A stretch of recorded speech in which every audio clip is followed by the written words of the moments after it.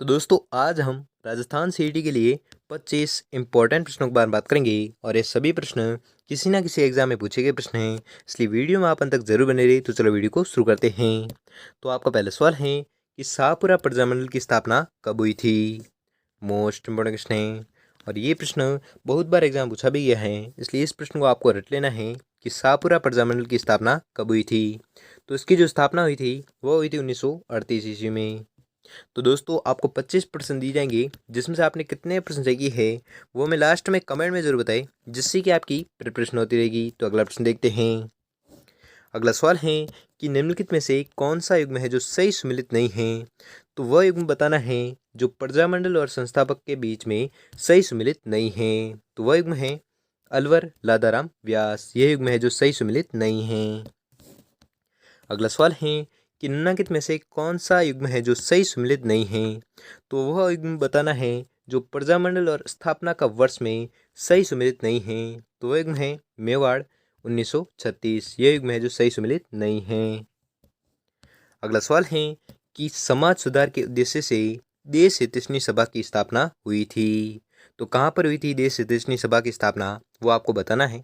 तो इसकी जो स्थापना हुई थी वो हुई थी उदयपुर में। अगला सवाल है कि नारायण देवी वर्मा एवं स्नेहलता वर्मा किस प्रजामंडल से संबंधित रही। मोस्ट इंपोर्टेंट क्वेश्चन है और ये प्रश्न बहुत बार एग्जाम पूछा भी गया है, इसलिए इस प्रश्न को आपको रट लेना है कि नारायण देवी वर्मा एवं स्नेहलता वर्मा किस प्रजामंडल से संबंधित रही। तो ये संबंधित रही थी मेवाड़ प्रजामंडल से। अगला सवाल है कि जमनालाल बजाज एवं कपूरचंद पाटनी किस प्रजामंडल से जुड़े हुए थे। मोस्ट इंपोर्टेंट क्वेश्चन है और ये भी प्रश्न बहुत बार एग्जाम पूछा गया है, इसलिए इस प्रश्न को भी आपको रट लेना है कि जमनालाल बजाज एवं कपूरचंद पाटनी किस प्रजामंडल से जुड़े हुए थे। तो ये जुड़े हुए थे जयपुर प्रजामंडल से। अगला सवाल है कि मेवाड़ प्रजामंडल के प्रथम अधिवेशन का उद्घाटन किसने किया। मोस्ट इंपोर्टेंट क्वेश्चन है। तो मेवाड़ प्रजामंडल के जो प्रथम अधिवेशन हुआ था इसका उद्घाटन किया था आचार्य कृपलानी ने। अगला सवाल है कि अध्यापक शिवराम भील का संबंध किस कांड से था। मोस्ट इंपोर्टेंट क्वेश्चन है। तो अध्यापक शिवराम भील का जो संबंध था ये संबंध था पुनवाड़ा कांड से। अगला सवाल है कि 20वीं सदी का राजस्थान पुस्तक किसके द्वारा लिखी गई। मोस्ट इंपोर्टेंट क्वेश्चन है। तो ये जो पुस्तक थी 20वीं सदी का राजस्थान, ये पुस्तक लिखी गई थी राम नारायण चौधरी द्वारा। अगला सवाल है कि डंकेरी चोट सुन प्रजामंडल युगिन गीत के रचयिता कौन थे। मोस्ट इंपोर्टेंट क्वेश्चन है। क्या प्रश्न वापस से पढ़ो एक बार कि डंकेरी चोट सुन प्रजामंडल युगिन गीत के रचयिता कौन थे। तो इस गीत के रचयिता कौन थे वो आपको बताना है। तो इस गीत के रचयिता थे जय नारायण व्यास। अगला सवाल है कि रास्तापाल सत्याग्रह से कौन संबंधित था। तो रास्तापाल सत्याग्रह से जो संबंधित थे वह थे कालीबाई। अगला सवाल है कि राजस्थान सेवा संघ की स्थापना किस वर्ष हुई थी। मोस्ट इंपोर्टेंट क्वेश्चन है। तो राजस्थान सेवा संघ की जो स्थापना हुई थी वह हुई थी 1919 को। अगला सवाल है कि 1939 के अंत में गठित भरतपुर प्रजा परिषद के प्रथम अध्यक्ष बने थे। मोस्ट इंपोर्टेंट क्वेश्चन है। क्या प्रश्न वापस पढ़े एक बार कि 1939 के अंत में गठित भरतपुर प्रजा परिषद के प्रथम अध्यक्ष बने थे। तो प्रथम अध्यक्ष कौन बने थे, तो वह बने थे मास्टर आदित्येंद्र जी। अगला सवाल है कि वागड़ के गांधी के रूप में कौन जाने जाते हैं।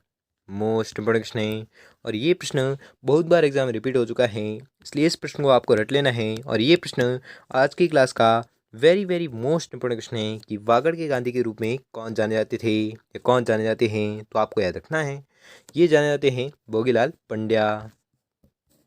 अगला सवाल है कि राजेंद्र सिंह निम्नलिखित में से किस संस्था के संस्थापक थे। तो राजेंद्र सिंह जो थे वह संस्थापक थे तरुण भारत संघ के।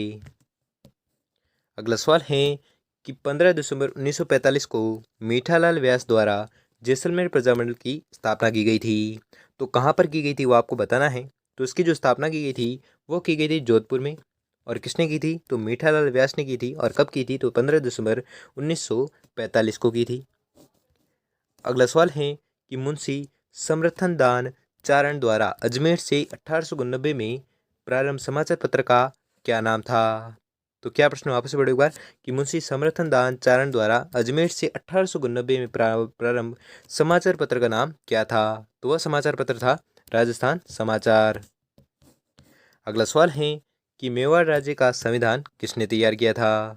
तो मेवाड़ राज्य का जो संविधान तैयार किया था वो किया था के.एम. मुंशी ने। और ये मोस्ट इंपोर्टेंट क्वेश्चन है, ठीक है। और ये प्रश्न एग्जाम में आ सकता है कि मेवाड़ राज्य का संविधान किसने तैयार किया था, तो आपको याद रखना है ये किया था के.एम. मुंशी ने। अगला सवाल है कि मारवाड़ में तरुण राजस्थान का संपादन किसने किया था? ये मैंने अभी बताया, ठीक है। प्रश्न घुमा फिरा कर पूछे जा सकते हैं, इसलिए मैंने एक प्रश्न फिर से दिया है, इसलिए आपको पता चले कि प्रश्न एग्जाम में कैसे एग्जाम में प्रश्न कैसे आते हैं, ठीक है। तो आपको कंफ्यूज नहीं होना है। क्या प्रश्न है कि मारवाड़ में तरुण राजस्थान का संपादन किसने किया? तो ये किया था जय नारायण व्यास ने। अगला सवाल है कि हट्टुंडी जो अजमेर में स्थित है, हट्टुंडी में गांधी सेवा आश्रम की स्थापना किसने की थी?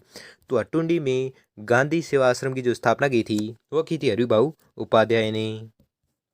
अगला सवाल है कि वागड़ के गांधी किस जिले के रहने वाले थे? तो वागड़ के गांधी जो रहने वाले थे वो रहने वाले थे डूंगरपुर के, ठीक है। डूंगरपुर के रहने वाले थे कौन? वागड़ के गांधी। अगला सवाल है कि राजस्थान का प्रथम प्रजामंडल था, तो राजस्थान का प्रथम प्रजामंडल कौन सा था? तो राजस्थान का प्रथम प्रजामंडल था Jaipur Prajamandal.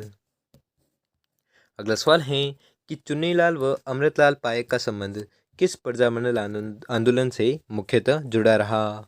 Most important question है। क्या प्रश्न वापस से पढ़िए एक बार कि चुन्नीलाल एवं अमृतलाल पायक का संबंध किस प्रजामंडल आंदोलन से मुख्यतः जुड़ा रहा? तो ये जुड़ा रहा था प्रतापगढ़ प्रजामंडल आंदोलन से। अगला सवाल है कि निम्न में से किसे गुलाम नंबर 4 कहा जाता है?